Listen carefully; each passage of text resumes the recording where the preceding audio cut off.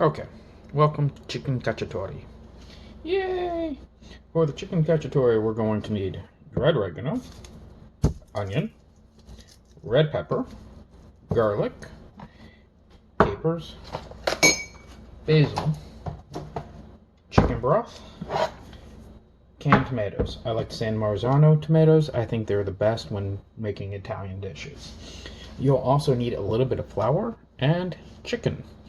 Now you can use boneless chicken, but more often than not, cacciatore is chicken with the bone in. But this does work with deboned chicken as well. So what we're going to do is we're going to start off by preparing the ingredients, and then we're going to set off on our cacciatore experience. Yay! All right. So in previous videos, we discussed such topics as paneling and cutting up a pepper. We will go into that again today, just as a reminder. Paneling the pepper. You're going to take your pepper, and you can actually see this one's more of a three-sided pepper, but we can get four. And what I mean by paneling is we're going to cut down so that you see one wall, two walls, three walls, four walls. Okay, so we're cutting the walls of the pepper off. That leaves the seeds in, okay? And you just go through the four walls, and then you got the floor. You're left with the core and the seeds, and you can put that to the side for trash, or if you like to make soup with that, go ahead. Alright, so now we have four pretty good pieces that we're going to slice and dice. For the cacciatore, I like to just make strips and then cut the strips into pieces. We're giving it a nice dice, basically. All right, and we're going to do that with the whole pepper.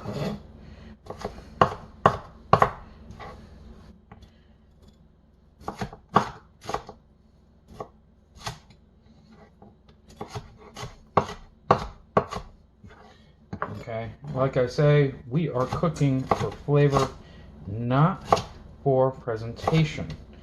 We're down the road when you guys have a little bit more experience and you're a little bit more comfortable and you really want to make a really amazing presentation, then you're going to let me know and we will go into how to cut and prepare the vegetables for presentation, not just for flavor. But that is takes a little bit more time, and honestly, I don't think that we're ready for that at this point. So let's move to the next step, the basil. Now the basil we're going to chiffonade. Yes, ooh, big words. Okay. Now, as with most things, you're going to ask, hey Uncle Danny, how much do I need? And as with most things, I'm going to tell you a good amount. But the exact amount is going to be up to you. It's going to be your flavor profile. You're cooking for yourself, not for me. So you're going to start off with a certain amount. Here I'm doing about a third of the container of the basil. You can do more, you can do less, whatever you like. I like the sweetness of the basil. Garlic. Now, garlic on the skin, what you want to do is you want to peel it and then take out your cloves that you're going to use. Now, I like garlic. It's one of the things I love cooking with. I think it adds an amazing flavor, and I am very afraid of vampires. So, we use a lot of garlic in this house. You want to peel it quickly, put it under the knife blade, hit it, and peel it. Easy peasy, 1, 2, 3 Z's.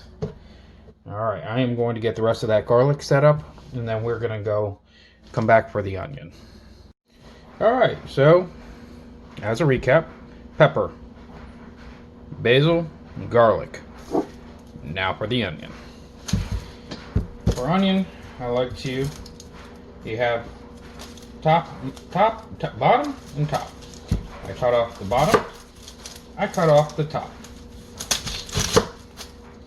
Alright, put it on there, I split it down the middle and half. This gives me a good way to peel it. And remember, ogres are like onions. many layers, many layers. In cooking, we want to keep as many layers as we can because that gives us more flavor, more food. So try to peel it as close to the top layer as you can. Get yourself a nice onion. Okay, now a lot of people don't like cutting onion because it makes them cry. And my advice to you is stop being a baby. Stop crying over nothing. It's an onion.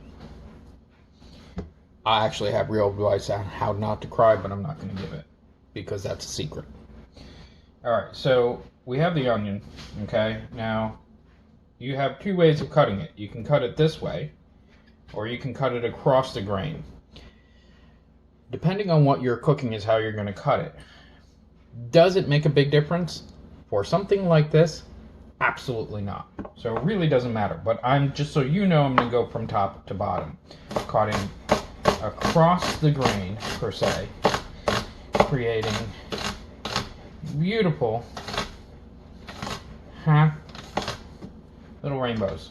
Look, little rainbow. Oh, it's a beautiful rainbow, but it's no color. It's all white. All right. Put that to the side. Get the second one.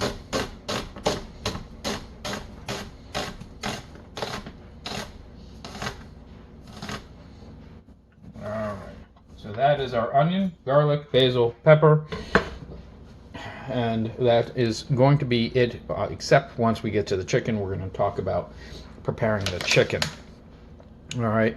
Now, if you have a garlic press, which basically does this and then this to the garlic, just using one quick motion. If you have that, great, use it. If you don't, then you're going to have to chop up the garlic into little pieces.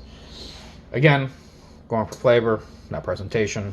Just get it as good as you can get it. Uncle Dan again. Still working on the chicken cacciatore. Alright, so now you're going to be able to use, like I said, any chicken you want, boneless or on the bone.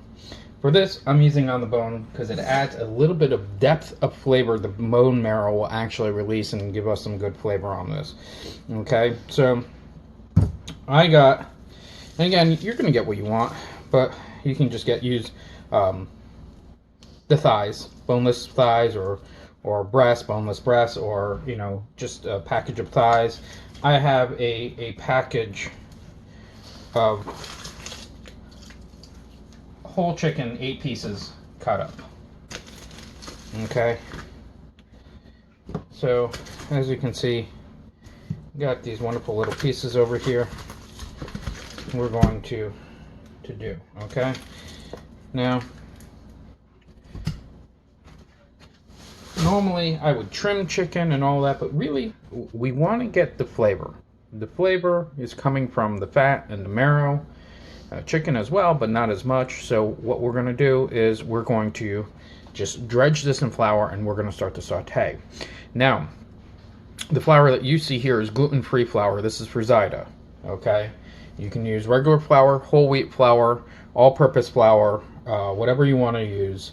But you know, if you have to go around restrictions, there's ways to get around it. So the gluten-free flour is not going to in any way, shape, or form change the flavor profile. So you're good to go. Alright, I'm going to get my pan up to almost high heat. Okay, and I am going to put in extra virgin olive oil. Now, your uncle loves to cook with extra virgin olive oil. I think it gives the best flavor, especially when you are making foods from the Mediterranean. It's just right. We're going to wait until the oil gets a little hotter, and we'll know that because it will be a little bit more viscous. It will actually move quicker than slow oil is now. All right, once we have a hot oil, we're going to start cooking down the chicken, and we'll be able to this is phase one. This is cook down the chicken. Not cook it down, but get a nice color on it and start the whole process.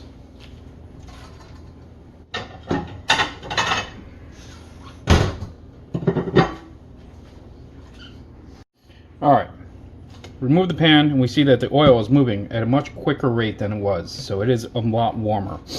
Brian, for your purposes on your oven, this is probably going to be about a minute or two, not more than that, okay? You're going to take the chicken into the oil. If you're using boned chicken, then the skin side goes down first. Okay? Skin side goes down first. This is not super hot oil, but it is hot.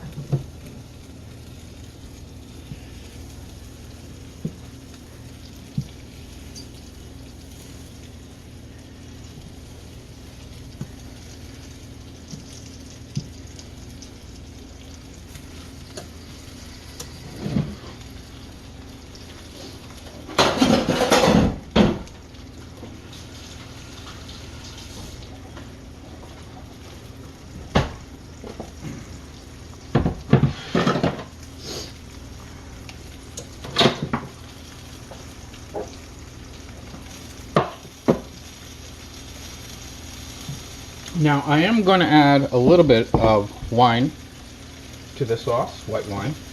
And you're also, if you want, this is a if you want type of deal, you can add a little bit of crushed red pepper to the sauce later on, and we'll go into that. And that will add a little bit more flavor profile and make the sauce just a little bit more robust. Alright, so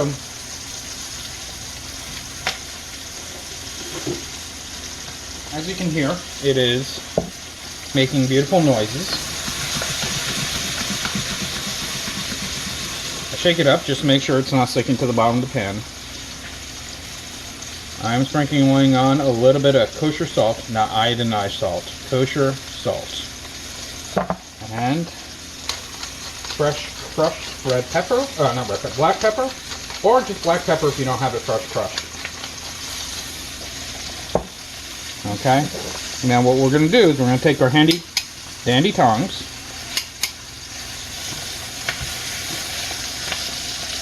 and we're going to make sure that we're not burning anything. Still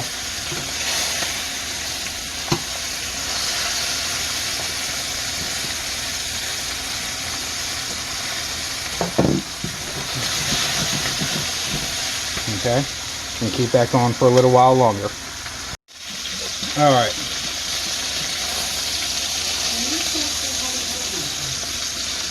So the chicken is starting to get a little golden. It's not exactly where I want it yet. We want to get it just a little bit more golden than this. But it is starting its path. Remember? Shake it up. And if you want, if you don't feel that there's enough oil, you can always add a little bit more oil. It's okay. The tomatoes and the peppers and all that, it's all going to soak up this oil. And this is extra virgin olive oil, so it's not horrible oil for you to use or to consume. Okay? A whole lot of shaking going on. Alright, we're at that point. Got a nice golden color to it. So now, flip it over.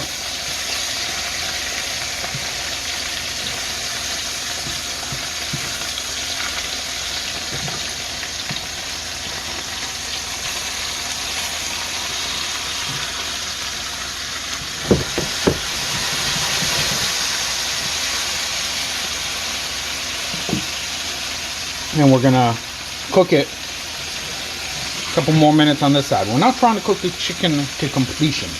We're trying just to draw out the fats, to get a little bit of sear, to give it a little bit more of a texture, and to start the process. And we're trying to get some of the flavor, the fat and all of that into the pan, because now we're going to take the chicken out and we're going to start adding in the other ingredients. And then we'll put the chicken back in once we've sauteed the other ingredients and some of that juice from the chicken. Alright. I'm going to start moving the chicken to a side plate. The chicken is by no means anywhere near done. It is still probably raw in the center, but we got enough of the chicken fat to start sauteing.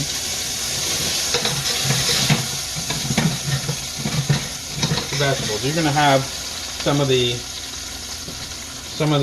breading, some of the flour. That's fine. It's all going to deglaze. All right, so we want to get in the garlic,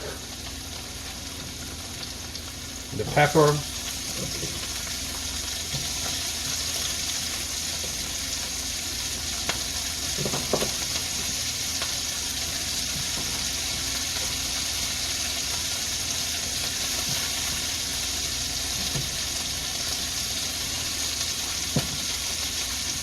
I like to put in the onion.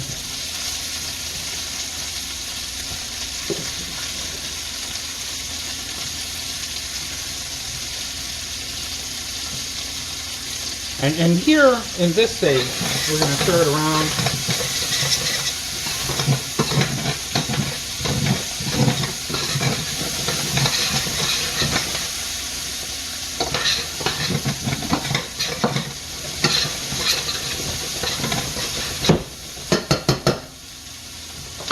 This is where I like to put in the oregano. You can start with about a tablespoon of oregano, okay? If that's not enough, you can add more later. Here's where I'm adding in the crushed red pepper. Not a lot. Maybe a quarter of a teaspoon. Okay, the reason is, with all the oils, you're going to start rehydrating it and getting a great aroma and getting a great start to this sauce.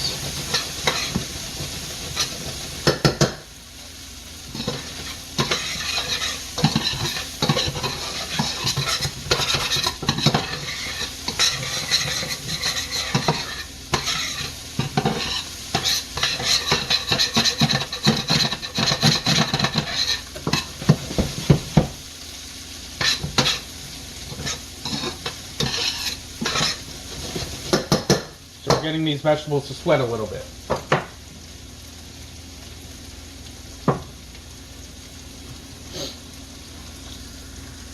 Alright, we got the onion and pepper and garlic. Everything is starting to sweat, starting to get a little translucent.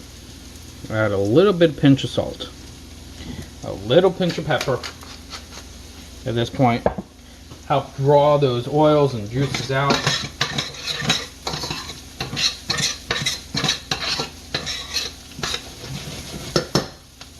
Okay. Now, once it started to sweat, now I'm going to put my chicken back in. Right on top. It's okay.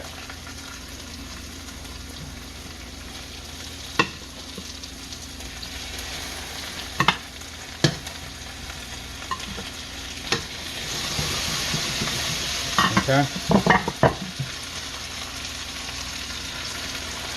The juices back in there.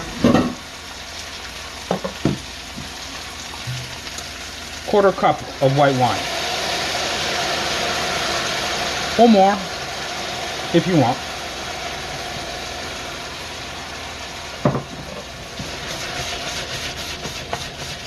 What this is doing is this is cleaning off that bottom of the pan of any residue stuck on. It's deglazing the bottom of that pan.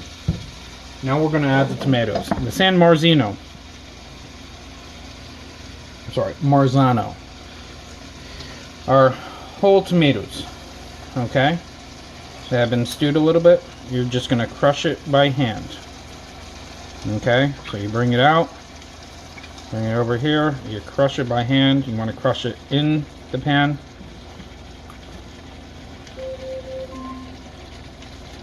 The bread is done. Alexa, bread timer off. Alright. So we got beautiful tomatoes. Now look, you see, they're not it's not cut up, it's not beautiful, it's not, you know, it's about flavor. It's about flavor. And this is gonna break apart as we cook, and it's gonna come out delicious. And you're gonna be like, I don't want to squeeze it with my hand, it feels weird and yucky, but it's good. It's therapeutic. Therapeutic. Okay, now you're gonna end up with a can with some sauce. That's perfect. We need that. Get that sauce in there. Alright, so now we're gonna put in the capers. Now I like to use the caper juice as well. Now you only need a tablespoon or two. I am cooking a whole chicken, so I put in the whole kit and caboodle. Okay, here's where I'm going to put in my basil. All right, we already have the oregano in there, and now about a cup of broth. About a cup. And more or less doesn't really make a big difference, but you want to bring this up to about the edge of the chicken. Okay.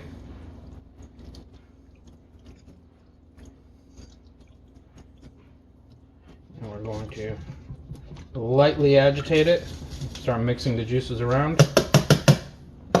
Here we're going to bring it down to medium heat, and we're going to let it start to mix and cook and reduce and blend, and we're going to have a beautiful sauce.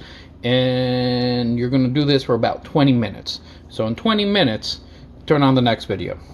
Alright, it's been about 20 minutes, give or take. I don't know how long.